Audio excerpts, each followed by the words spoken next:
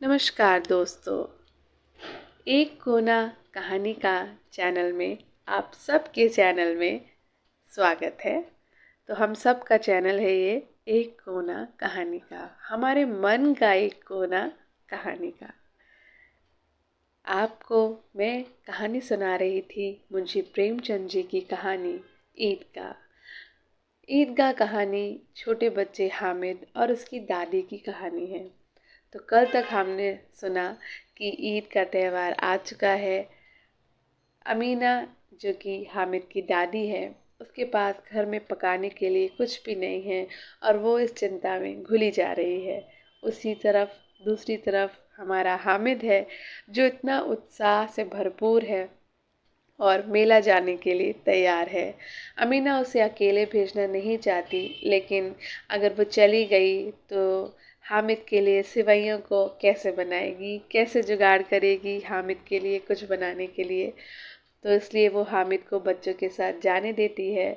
तो कल हमने सुना कि रास्ते में क्या क्या हामिद और बच्चों ने देखा, वो कैसी कैसी बातें कर रहे थे, हमने सुना। तो अब आज है ईदगाह कहानी का भाग 2। तो चलिए इस भाग 2 को शुरू करते हैं। शुरू करने से पहले एक कोना कहानी का को सब्सक्राइब कर लीजिए और बेल आइकन को प्रेस कर लीजिए। फीडबैक देके कमेंट बॉक्स में ज़रूर बताइएगा कि आपको मेरे द्वारा कहानी सुनाना कैसा लगता है। अगर कुछ सुधार बताएंगे तो मैं उस सुधार को करने की पूरी कोशिश करूँगी। तो चलिए सुनते हैं भाग 2 ईदगाह। नमाज खत्म हो गई है, लोग आपस में गले मिल रहे हैं। तब मिठाई और खिलौने की दुकान पर धावा होता है। ग्रामीणों का ये दल इस विषय में बालकों से कम उत्साही नहीं है। ये देखो, हिंडोला है, 1 पैसा देकर चढ़ जाओ। कभी आसमान पर जाते हुए मालूम होंगे, कभी जमीन पर गिरते हुए। ये चरखी है, लकड़ी के हाथी, घोड़े, ऊंट छड़ों में लटके हुए हैं। 1 पैसा देकर बैठ जाओ और 25 चक्करों का मजा लो। महमूद और मोहसिन और नूरे और सम्मी इन घोड़ों और ऊँटों पर बैठते हैं। हामिद दूर खड़ा है। 3 ही पैसे तो उसके पास हैं। अपने कोष का 1/3 ज़रा सा चक्कर खाने के लिए नहीं दे सकता। सब चरखियों से उतरते हैं, सब खिलौने लेंगे। इधर दुकानों की कतार लगी हुई है। तरह तरह के खिलौने हैं, सिपाही और गुजरिया, राजा और वकील, भिश्ती और धोबिन और साधु। वाह, कितने सुंदर खिलौने हैं। अब बोला ही चाहते हैं। महमूद सिपाही लेता है, खाकी वर्दी और लाल पगड़ी वाला, कंधे पर बंदूक रखे हुए मालूम होता है अभी कवायद किए चला आ रहा है। मोहसिन को भिश्ती पसंद आया। कमर झुकी हुई है, ऊपर मशक रखे हुए है। मशक का मुंह एक हाथ से पकड़े हुए है। कितना प्रसन्न है, शायद कोई गीत गा रहा है। बस मशक से पानी उड़ेलना ही चाहता है। नूरे को वकील से प्रेम है। कैसी विद्वत्ता है उसके मुख पर।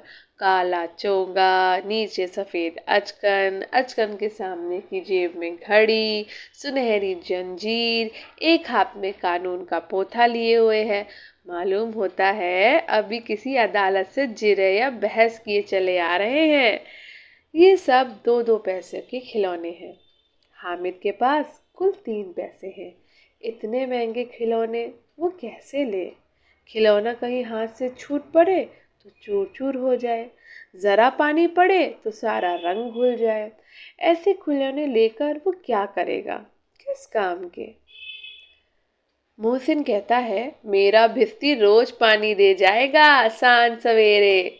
महमूद बोला, और मेरा सिपाही घर का पहरा देगा, कोई चोर आएगा तो फौरन बंदूक से फायर कर देगा।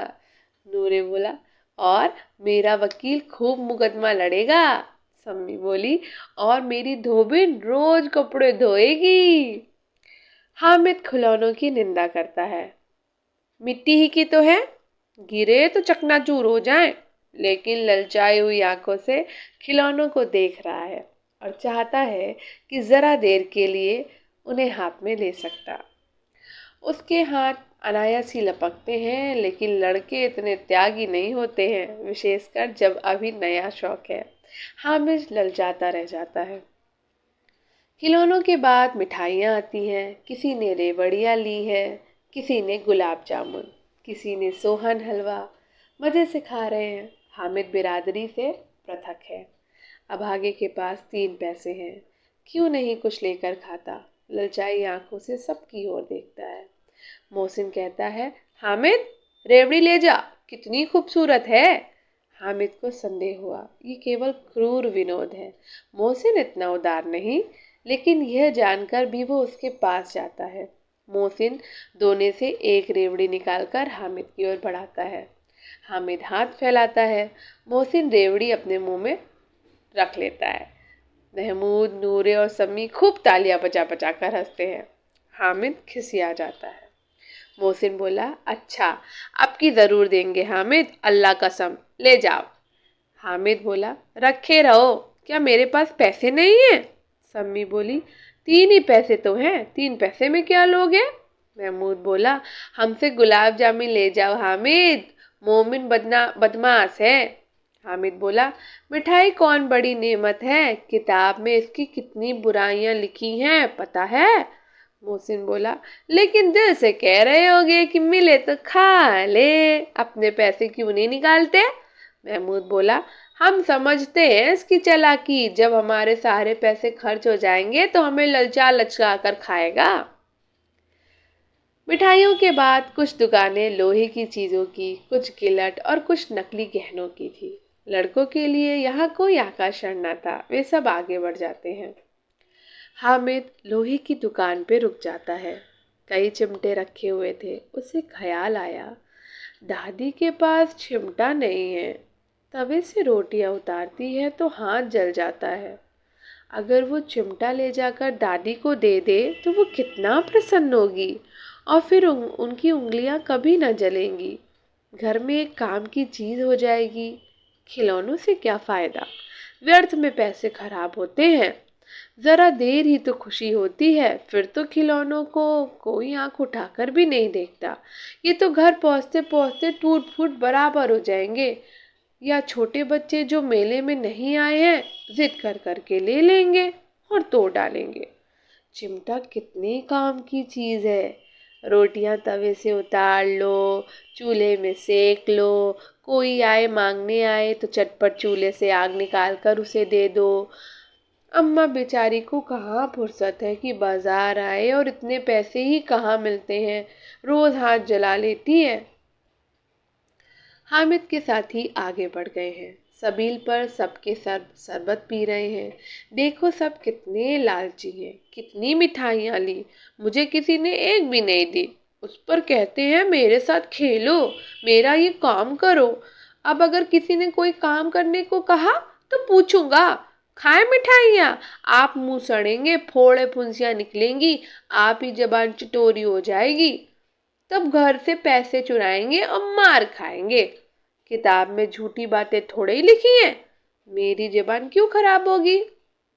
अम्मा चिमटा देखते ही दौड़कर मेरे हाथ से ले लेगी और कहेगी, मेरा बच्चा अम्मा के लिए चिमटा लाया है, कितना अच्छा लड़का है। इन लोगों के खिलौने पर कौन इन्हें दुआएं देगा? बड़ों की दुआएं सीधे अल्लाह के दरबार में पहुंचती हैं और तुरंत सुनी जाती हैं। मेरे पास पैसे नहीं हैं, तभी तो मोहसिन और महमूद यूं मिजाज दिखाते हैं। मैं भी इनसे मिजाज दिखाऊंगा, खेले खिलौने और खाए मिठाइयाँ। मैं नहीं खेलता खिलौने, किसी का मिजाज मैं क्यों सहूं?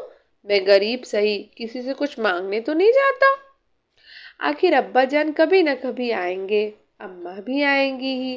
फिर इन लोगों से पूछूंगा, कितने खिलौने लोगे?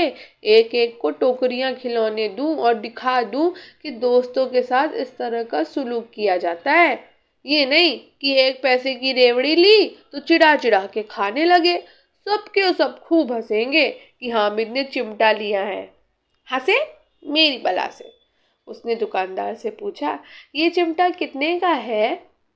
दुकानदार ने उसकी ओर देखा और कोई आदमी साथ न देकर कहा, तुम्हारे काम का नहीं है जी, बिकाऊ है कि नहीं? बिकाऊ क्यों नहीं है और यहाँ क्यों लाद लाए हैं? तो बताते क्यों नहीं कि पैसे का है? क्या पैसे का है? 6 पैसे का लेंगे? हामिद का दिल बैठ गया। ठीक ठीक 5 पैसे लगेंगे, लेना है तो ले लो, नहीं तो चलते बनो। हामिद ने कलेजा मजबूत करके कहा। 3 पैसे लोगे? ये कहता हुआ वो आगे बढ़ गया कि दुकानदार की घुड़कियां ना सुने, लेकिन दुकानदार ने घुड़कियां नहीं दी, बुलाकर चिमटा दे दिया। हामिद ने उसे इस तरह कंधे पर रखा मानो बंदूक है और शान से करता हुआ संगियों के पास आया। जरा सुने सब के सब क्या क्या आलोचनाएं करते हैं। मोहसिन ने हंसकर कहा, ये चिमटा क्यों लाया पगले, इसे क्या करेगा? हामिद ने चिमटे को जमीन पर पटक कर कहा, जरा अपनी भिस्ती जमीन पर गिरा दो, सारी पसलियां चूर चूर हो जाए बच्चों की। महमूद बोला, तो यह चिमटा कोई खिलौना है? हामिद बोला, खिलौना क्यों नहीं है, अभी कंधे पर रखा बंदूक हो गई, हाथ में ले लिया फकीरों का चिमटा हो गया। चाहूं तो इससे मजीरे का काम ले सकता हूँ। एक चिमटा जमा दूं तो तुम लोगों के सारे खिलौनों की जान निकल जाए। तुम्हारे खिलौने कितना ही जोर लगाए, मेरे चिमटे का बाल भी बांका नहीं कर सकते। मेरा बहादुर शेर है चिमटा। सम्मी ने खंजरी ली थी, प्रभावित होकर बोला, मेरी खंजरी से बदलोगे? 2 आने की है। हामिद ने खंजरी की ओर अपेक्षा से देखा। मेरा चिमटा चाहे तो तुम्हारी खजरी का पेट फाड़ डाले। बस एक चमड़े की झिल्ली लगा दी, डब डब बोलने लगी। जरा सा पानी लग जाए तो खत्म हो जाए। मेरा बहादुर चिमटा आग में, पानी में, आंधी में, तूफान में बराबर डटा खड़ा रहेगा। चिमटे ने सभी को मोहित कर लिया। अब पैसे किसके पास धरे हैं, फिर मेरे से दूर भी निकल आए। 9 कब के बज गए थे, धूप तेज हो रही है, घर पहुंचने की जल्दी हो रही है। बाप से जिद भी करे तो चिमटा नहीं मिल सकता। हामिद है बड़ा चालाक, इसलिए बदमाश ने अपने पैसे बचा रखे थे। अब बालकों के 2 दल हो गए हैं, मोहसिन, महमूद, सम्मी और नूरे एक तरफ और हामिद अकेला दूसरी तरफ। शास्त्रार्थ हो रहा है। सम्मी तो विधर्मी हो गया, दूसरे पक्ष से जा मिला, लेकिन मोहसिन, महमूद और नूरे भी हामिद से 1-1, 2-2 साल बड़े होने पर भी हामिद के आघातों से आतंकित हो उठे। उसके पास न्याय का बल है और नीति की शक्ति। एक ओर मिट्टी है, दूसरी ओर लोहा। जो इस वक्त अपने को फौलाद कह रहा है वह अजय है, घातक है। अगर कोई शेर आ जाए तो मियाँ भिस्ती के छक्के छूट जाए। मियाँ सिपाही मिट्टी की बंदूक छोड़कर भागे। वकील साहब की नानी मर जाए, चोंगे में मुंह छिपाकर जमीन पर लेट जाए। मगर ये चिमटा, ये बहादुर, ये रुस्तमे हिंद लपक कर शेर की गर्दन पर सवार हो जाएगा और उसकी आंखें निकाल लेगा। मोहसिन ने एड़ी चोटी का जोर लगाकर कहा, अच्छा पानी तो नहीं भर सकता? हामिद ने चिमटे को सीधा खड़ा करके कहा, भिस्ती को एक डांट बताएगा तो दौड़ा हुआ पानी लेकर उसके द्वांडर पर छिड़कने लगेगा।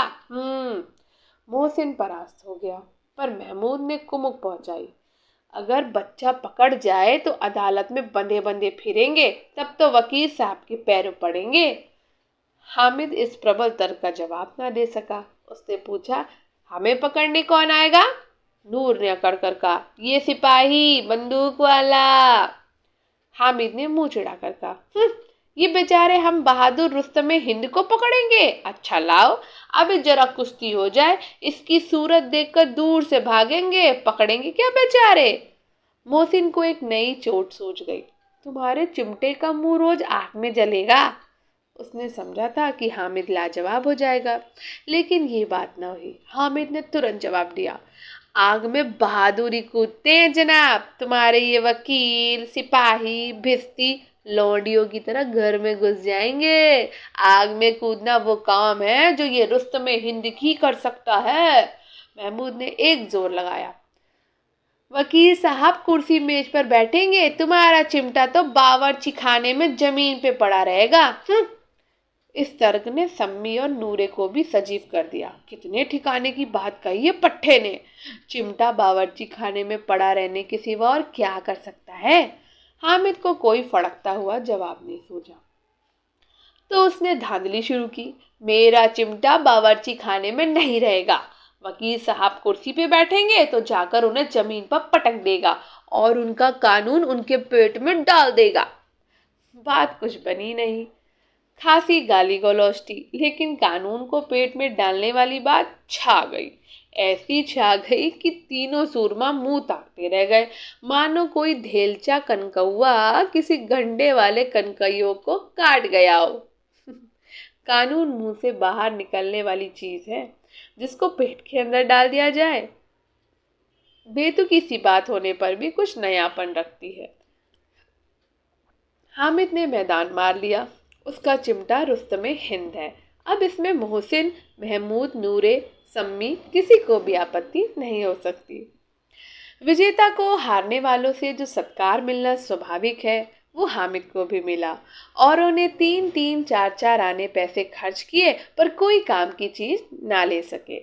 हामिद ने 3 पैसे में रंग जमा लिया। सच ही तो है, खिलौनों का क्या भरोसा, टूट फूट जाएंगे। हामिद का चिमटा तो बना ही रहेगा बरसों बरस। संधि की शर्तें तय होने लगी। मोहसिन ने कहा, जरा अपना चिमटा दो, हम भी देखें। तुम अपना भिस्ती लेकर देखो। महमूद और नूरे ने भी अपने अपने खिलौने पेश किए। हामिद को इन शर्तों को मानने में कोई आपत्ति नहीं थी। चिमटा बारी बारी से सबके हाथ में गया और उनके खिलौने बारी बारी से हामिद के हाथ में आए। कितने खूबसूरत खिलौने हैं। हामिद ने हारने वालों के आंसू पोंछे। मैं तुम्हें चिढ़ा रहा था, सच ये चिमटा भला इन खिलौनों की क्या बराबरी करेगा। मालूम होता है अब बोले। लेकिन मोहसिन की पार्टी को इस दिलासे से संतोष नहीं होता। चिमटे का सिक्का खूब बैठ गया है। चिपका हुआ टिकट अब पानी से नहीं छूट रहा है। मोहसिन बोला, लेकिन इन खिलौने के लिए कोई हमें दुआ तो ना देगा। महमूद बोला, दुआ के लिए फिरते हो, उल्टे मार ना पड़े। अम्मा जरूर कहेगी कि मेले से ये मिट्टी के खिलौने मिले। हामिद को स्वीकार करना पड़ा कि खिलौनों को देखकर किसी की भी माँ इतनी खुश नहीं होगी जितनी दादी चिमटे को देखकर होगी। 3 पैसे में ही तो उसे सब कुछ करना था और उन पैसों के इस प्रयोग पर पछतावे की बिल्कुल ज़रूरत ना थी। फिर अब तो चिमटा रुस्तमे हिंद है और सभी खिलौनों का बादशाह। रास्ते में महमूद को भूख लगी। उसके बाप ने केले खाने को दिए। महमूद ने केवल हामिद को साझी बनाया। उसके अन्य मित्र मुंह ताकते रह गए। ये उस चिमटे का प्रसाद था। तो आज की कहानी बस यहाँ तक। ईदगाह का अगला भाग यानी भाग 3 हम अगले वीडियो में उसमें भाग में पढ़ेंगे। ठीक है, तो मैं आपको सुनाऊंगी। आज भाग 2 ख़त्म कर दिया मैंने। भाग 3 हम अगले वीडियो में पढ़ेंगे और देखेंगे कि हामिद की दादी खुश होती है या दुखी होती है या हामिद को खूब सारा प्यार करती है। तो कहानी को आगे सुनेंगे अगले भाग में। तब तक के लिए एक कोना कहानी का में आप सब जुड़े रहिए और दिल से प्यार दीजिए और सुनने के लिए मुझे बहुत बहुत धन्यवाद। तो मिलते हैं अगले भाग में। तब तक के लिए नमस्कार। एक कोना कहानी का।